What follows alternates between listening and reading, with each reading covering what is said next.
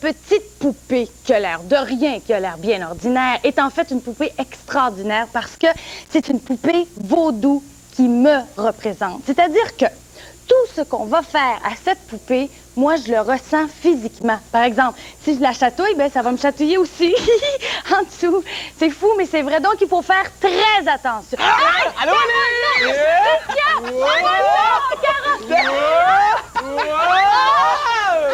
Ça va bien?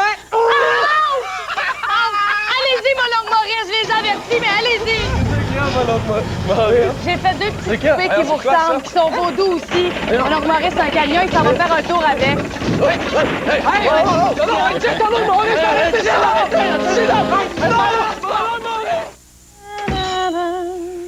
Bonjour, madame. Bonjour. Un film, s'il vous plaît? Oui. Vous connaissez ça, vous, les appareils photo? Je trouve pas vous savez, le piton, là. Mais monsieur, vous trouverez jamais un piton d'un appareil photo. Hein? Un piton, c'est un gros serpent. Je vois pas comment il pourrait entrer, là. Vous savez ce que je veux dire, là. Vous me faites marcher. Oui, c'est le déclencheur que vous cherchez. Il est là, votre déclencheur. Ben, ouais, c'est ça. C'est un déclencheur, ouais. Bon, merci, madame. Qu'est-ce que vous allez photographier, là? Des animaux. Je m'en vais aux zoo. Ah ben, faites attention au serpent, hein? Ça serre fort, un piton.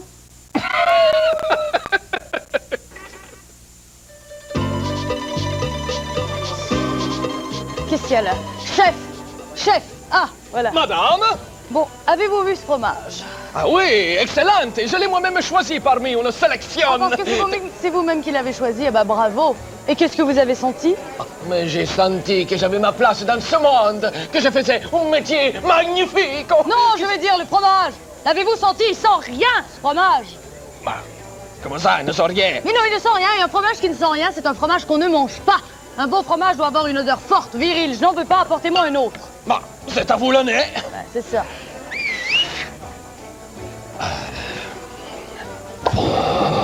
Qu'est-ce que c'est, là? Bonne chance, madame! Ah, mais c'est dégueu! Ah, c'est dégueu! Mais ça, c'est la tapisserie qui décolle, c'est vraiment un bon fromage! Les pompiers, c'est vraiment du bon fromage!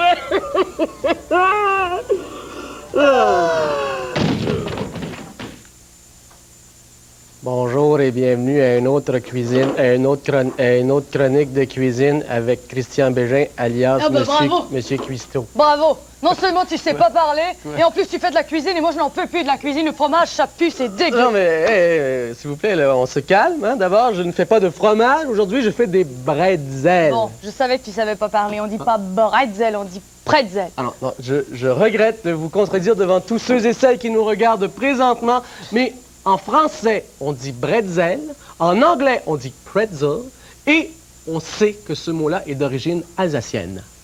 Bah bravo, bravo. Qu'est-ce que Ça tu vous veux? embouche en quoi? Ben non, jamais, jamais.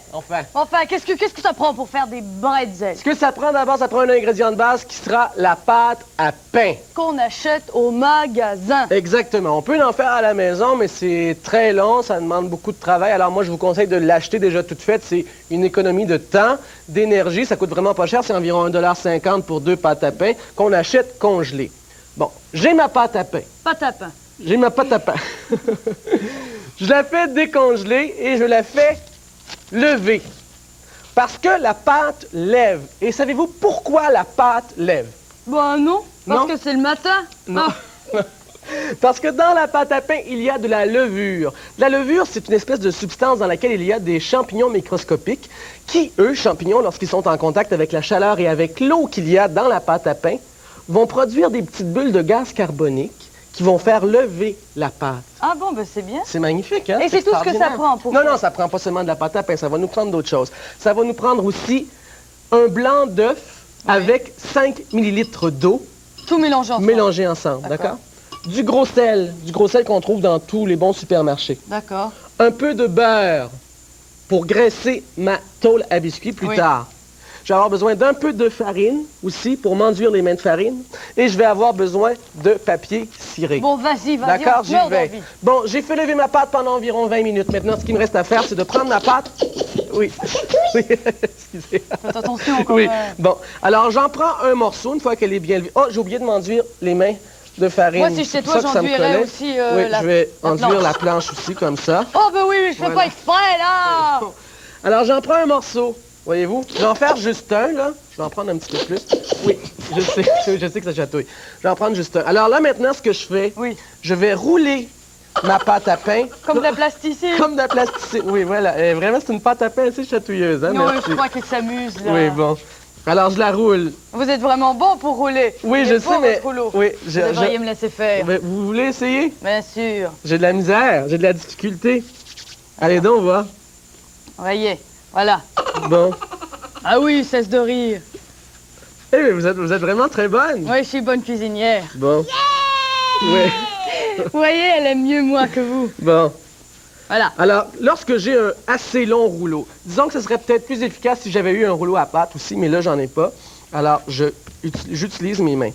Une fois que mon rouleau est fait, ce que j'ai à faire, c'est de faire un bretzel avec maintenant. Ah d'accord, c'est pour seulement un bretzel. Oui, ça Enfin, c'était seulement on peut pour un l'étirer bretzel, on va peu. l'étirer un peu, d'accord? Voilà, là c'est bien. Et maintenant, pour faire mon bretzel, qu'est-ce que je fais? Un Je nœud. fais tout simplement un nœud. D'accord? Comme ça. Un nœud. Très beau. Tout simplement. Bon, là, si ma pâte avait été plus mince, j'aurais pu faire un plus beau bretzel. Mais là, ça a l'air de quoi? Un moton! Ça a l'air d'un moton. Non, mais on n'est pas obligé de faire des bretzels classiques, on peut faire différentes Exact. C'est ce que je vais vous formes. proposer comme alternative. Ce qu'on peut faire, c'est faire toutes sortes de formes géométriques, faire des bretzels qui sont un peu hors de l'ordinaire. Alors, Bon, admettons... on peut faire un C pour Marie-Charlotte. Bon, allez donc, faites un C. Voilà. D'accord, je fais un C. Une fois que mon C est fait, ce qui me reste à faire maintenant, c'est de graisser ma tôle à biscuits. Oui.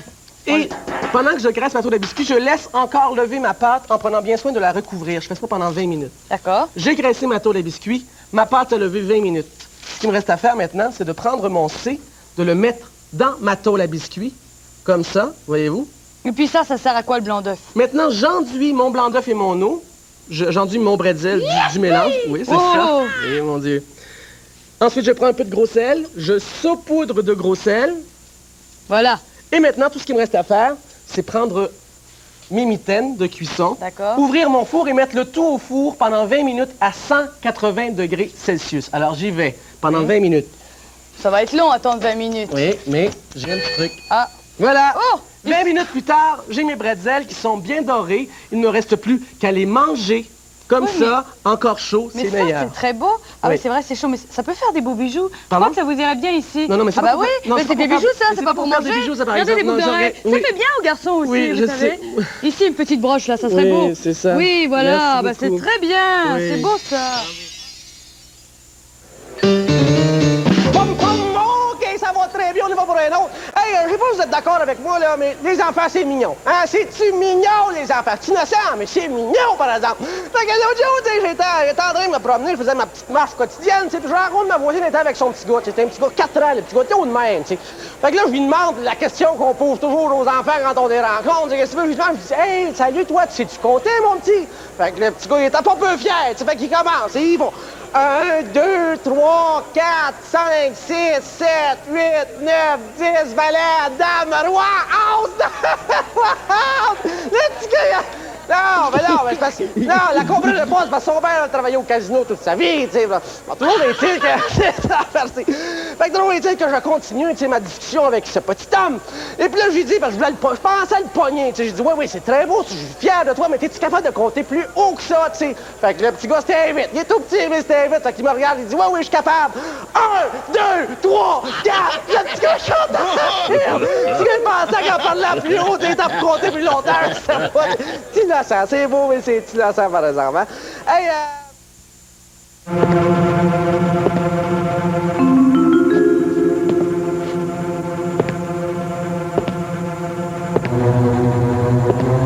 La vie de détective privé réserve parfois de très mauvaises surprises.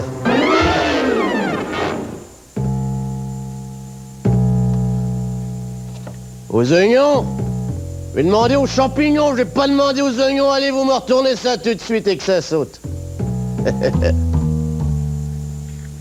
Ce connard a essayé de m'en passer une. Il devait pas savoir à qui il avait affaire.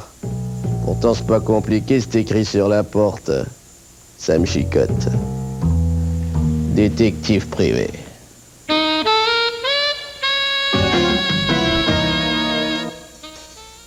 Moi, vous savez, je suis un gars plutôt relax. Ça m'en prend beaucoup pour m'énerver. Mais je vous avoue que seul un mort aurait réussi à rester calme en cet après-midi du 4 juin 1943. Ce jour-là, alors que j'étais en train de refaire le plein de jus de canneberge, ma boisson préférée, un ange m'a visité. Oh, vous êtes tellement belle. Vous êtes tellement éblouissante. Je vendrais ma mère si ce n'était pas déjà fait pour avoir le bonheur ultime de toucher ne serait-ce, je ne sais pas, qu'une parcelle de votre peau si douce à mes yeux émerveillés. Pardon. Oh, pardon. Je veux dire, asseyez-vous. Merci. Alors, qu'est-ce que je peux faire pour vous, Miss... Blanche. Blanche de Bruges. Blanche de Bruges? N'êtes-vous pas... Oui, c'est moi. Cette grande actrice? C'est moi, oui. Cette grande actrice qui travaille pour un studio de cinéma? Oui, c'est cela. Et qui refuse constamment d'accorder des entrevues et des séances de photos? Exactement. Je regrette, ça me dit rien. Monsieur Chicotte, j'ai besoin de votre aide. Dites toujours. Connaissez-vous cet homme? Non, je regrette, ça me dit rien. Peut-être qu'au soleil, j'y verrai plus clair. Peut-être.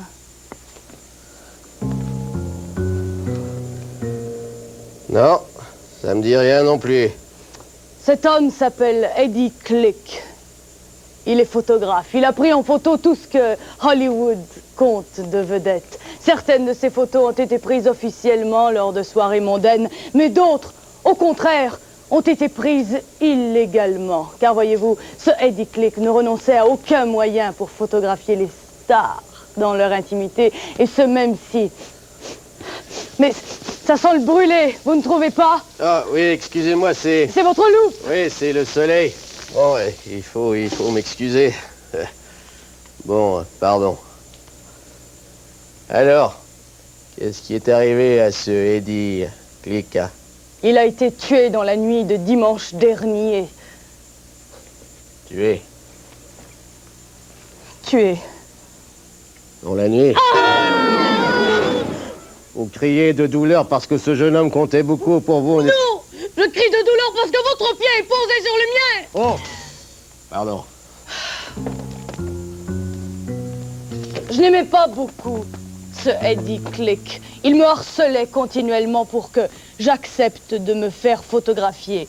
Mais moi, bien entendu, je refusais constamment. Je n'aime pas, mais alors là, je n'aime pas du tout que ma vie privée soit ainsi exposée dans de vulgaires petits journaux à potins.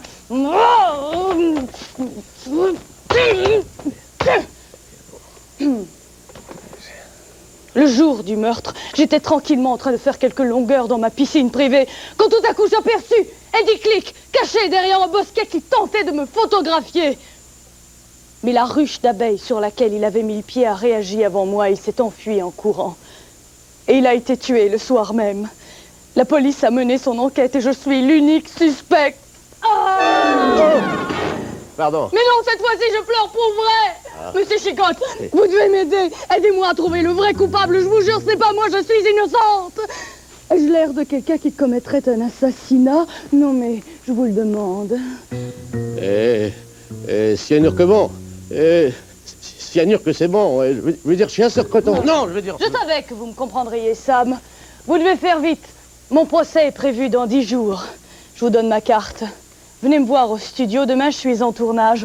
Je vous présenterai certains de mes collègues. Je suis certaine que l'assassin de Eddie Click est l'un d'eux. Madame de Bruges, ne partez pas. Il faut qu'on cause salaire. $500, ça vous va? Je me suis fait avoir trop souvent. Ce sera 600 ou rien. Marché conclu. $600. Donc, on se revoit au studio demain. Sam.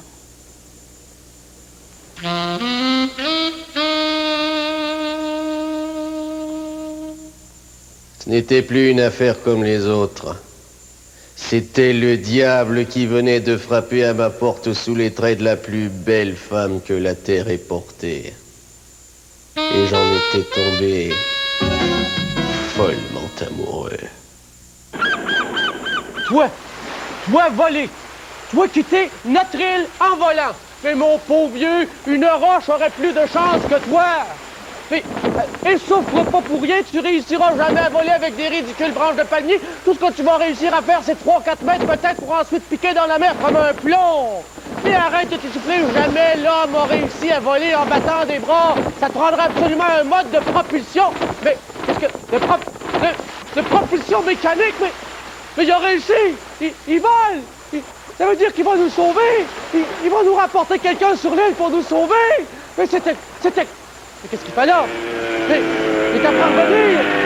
Mais pourquoi il revient? Il va là tellement bien! Mais pourquoi? Dis-moi seulement pourquoi t'es revenu? Ça allait tellement bien, t'aurais pu nous sauver! Le repas qu'on nous servait durant l'envolée était infect! Oh non, maman, viens me chercher, maman! Ah, que c'est beau. Je pense que ça fait 10 fois que je le lis, que je le relis, ce livre-là. Là. C'est Jonathan Livingston, Le Goéland, et c'est écrit par Richard Bach. C'est beau, là. C'est pas vraiment un roman d'aventure comme les autres, là. Je vous en parle un peu. C'est l'histoire de Jonathan, qui est un goéland, pas comme les autres. Au lieu de rester avec ses amis toute la journée, à être dans les dépotoirs, à essayer de manger des petits morceaux de déchets, lui, il a un rêve. Il veut voler encore plus haut, encore mieux dans le ciel, faire des plus belles pirouettes au monde. Et il s'entraîne pour réaliser ce rêve-là. Mais tous ses autres amis goélands de son groupe lui disent « Voyons, Jonathan, premièrement, tu y arriveras jamais. Nous, les goélands, on n'est pas faits pour voler comme ça, si haut et si bien. Et deuxièmement, t'es bizarre, là. Les gens commencent à jaser et à dire il est étrange, lui, viens donc, fais comme nous. » Mais Jonathan aime mieux s'entraîner et essayer de réaliser son rêve. Un jour, les goélands se réunissent en conseil et disent « Bon, ben lui, là, s'il fait pas comme nous, on va le jeter en dehors du groupe. » Bon, Jonathan essaie de faire comme tout le monde, mais il est vraiment pas heureux au fond de lui-même. Donc, il se retrouve seul. Des fois, il n'y a rien à manger, il n'y a pas d'amis, mais il continue à s'entraîner. Même si c'est pas toujours facile, il sent que c'est ça qui va le rendre vraiment heureux. Et à force de persévérer, ben, il va rencontrer d'autres goélands qui ont le même rêve que lui.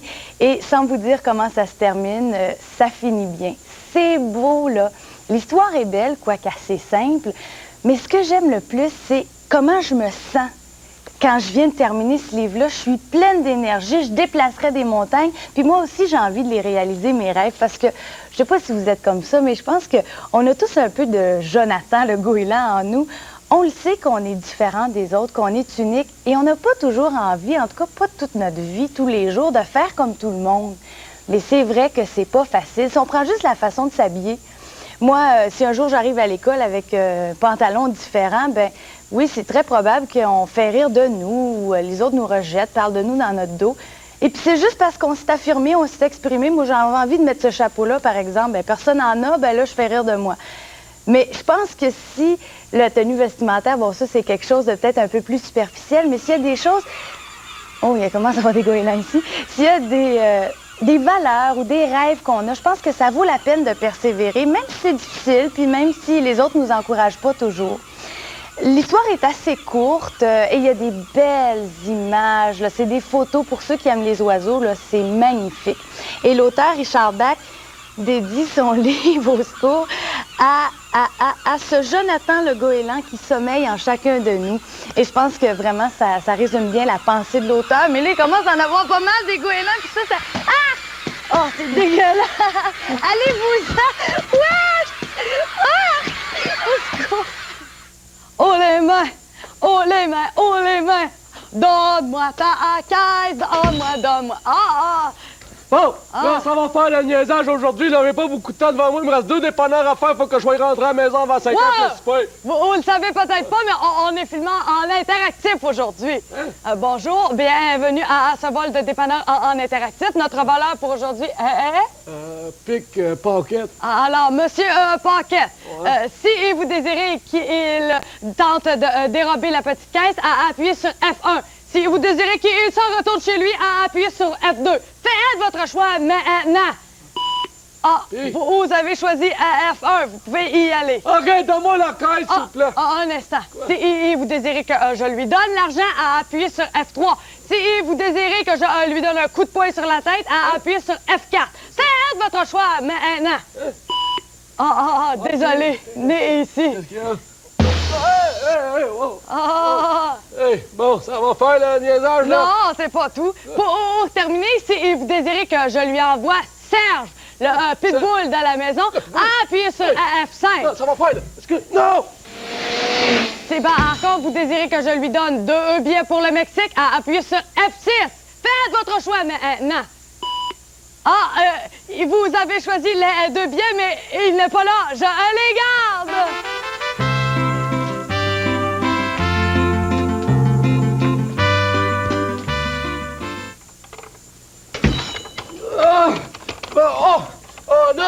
Oh non, pas un autre malade de TV interactive! Bonjour, la visite! Non, hey, allez, va-t'en pas. Non, ici, c'est pas interactif, je loue des films. Hein? Oui, j'en ai d'ailleurs un bon à te proposer si ça t'intéresse de voyager un peu pendant quelques heures, de t'évader. Ah, mon Dieu, m'évader! Tu me demandes à moi si j'ai le goût de m'évader? Ouais? Bien sûr! Ouais. OK, alors mon film, ça s'appelle Natty Gann. C'est une production de Walt Disney. Tu connais Mais Walt je les Disney? connais très bien, les studios Disney. Ils préparent, présentent des films pour toute la famille, là, tu sais, là, avec plein d'action. L'action, les comédies, dramatiques, des bandes dessinées, des dessins beaux animaux, panoramas. des panoramas, des paysages. Alors, c'est ça. Alors, Natty Gann, c'est un film production Walt Disney.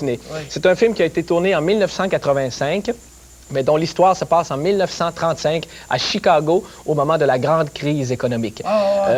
Si vous écoutez le film avec vos parents, vous pouvez leur demander de vous raconter un peu cette époque-là, ou mieux encore, demander à vos grands-parents, eux, le savent mieux, car ils ont vécu cette époque-là. Ils ont vécu cette crise-là. Alors, Natty Gann, ça se passe en 1935 à Chicago, dans le plus fort de la crise.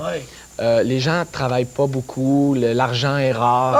Mon Dieu, on pourrait dire c'est comme aujourd'hui. Plus ça change, plus c'est pareil.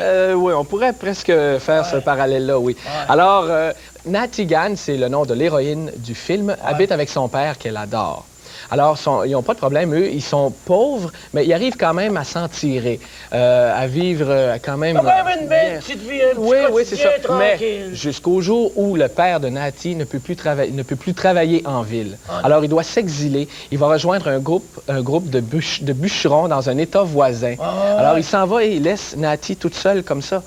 Petite Oui, chouette. elle se retrouve toute seule en ville, sans argent presque, et très malheureuse. Alors Natty décide de partir à la recherche de son père, sans le sou, et elle prend son courage à 2 mains et elle s'en va, elle est très persévérante. Alors on la suit un peu dans son aventure. Toutes ses aventures, à la recherche de son père perdu. Exactement. Si tu veux, je peux te montrer un extrait de ça. Tu parles. Ah oui, alors je vais te montrer un extrait. Dans l'extrait, on voit Natty Gann avec 2 de ses compagnons de voyage. Alors, ceux qui aiment l'acteur John Cusack, vous allez sûrement le reconnaître en Vagabond. Et le deuxième compagnon, je vous laisse le découvrir.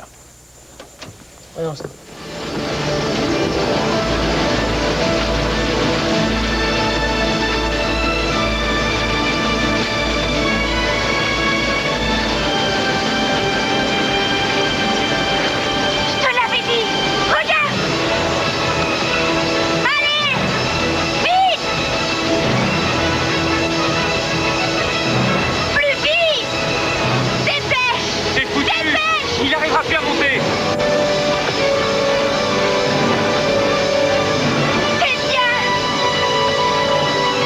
C'est bien, tu peux. Il fera pas, je te dis.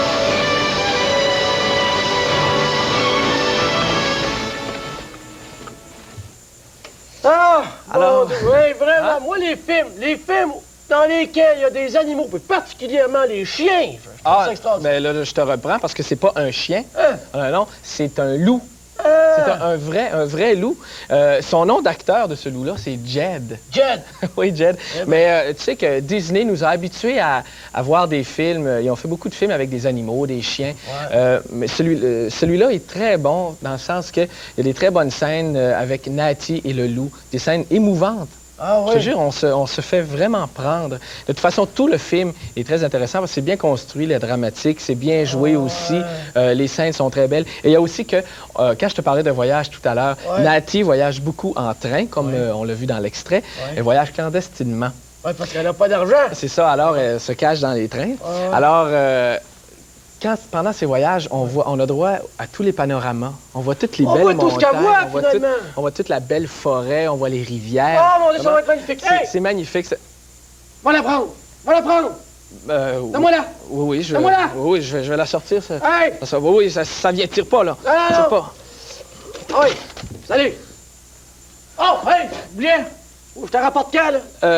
Avant demain à 6 heures. Y a pas de problème. Bouge pas, là.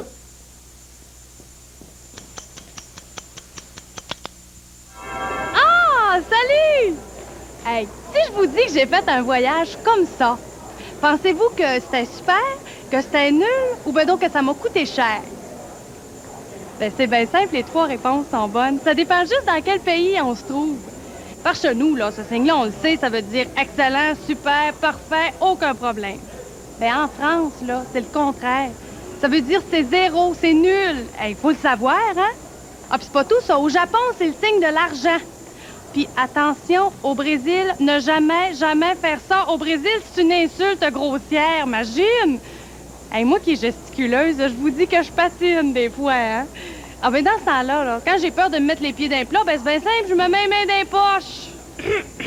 Ah, c'est vrai. Sauf que chez nous, ma mère trouve que ça fait simple.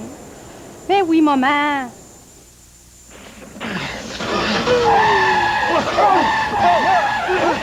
Oui? C'est pendant ce temps qu'on bouge en face. Ça veut dire que nos poupées sont encore en mouvement, ça? Oui. Tu nous as dit que ton oncle avait fini de se promener en camion? Oui, mon oncle, oui, mais pas son fils, Pierrot, mon cousin. Pierrot! Il apprend à conduire présentement. Allô, Pierrot? Tu pourrais pas apprendre à conduire automatique? Tu vas être malade!